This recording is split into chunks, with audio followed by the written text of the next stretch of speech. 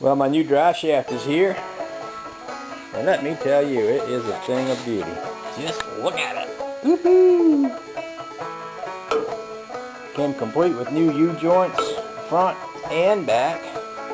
On the back, it has these kind of weird, old-style Ford U-joints, which is very cool. This is a 57 Ford rear end, and the U-joints fit. They're not like round like they're on some cars. They fit and bolt right into there, so that's beautiful. I am going to put that baby in here today. I've had the funniest feeling while I've had the drive shaft out of it. You know, it feels like I can't just jump in it and drive it if I want to. And I miss that, you know. I like the idea that I can jump in it and drive it if I want to. So I'm going to put that baby back in there today, and that'll lead to some more work down in here.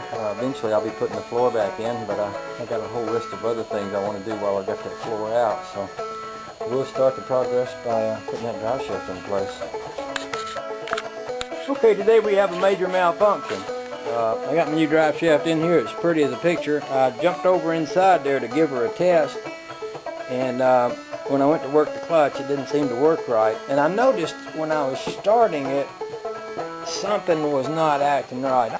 So I got to looking everything over, and I discovered the problem. I have broken the transmission. I've broken the transmission on the bottom ears where it bolts into the bell housing on both sides, which has allowed that transmission to kind of flop down.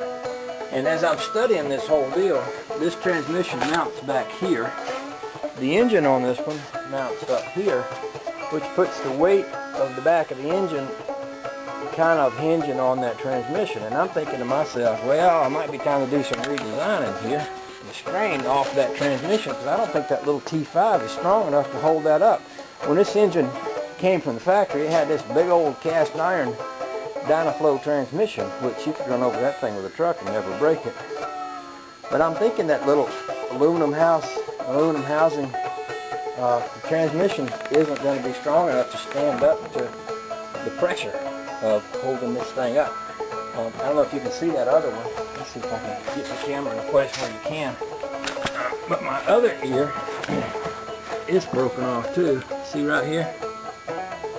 So that is what I would call a major malfunction right there. I am going to have to pull this motor out and redesign the mounting system. The old Chevys used to have a bell housing mount on the back of them, and I'm thinking I should have some kind of mount on the back of this transmission to take the weight off of that T5. So I guess that's going to change the direction of my project a little bit until I get that worked out.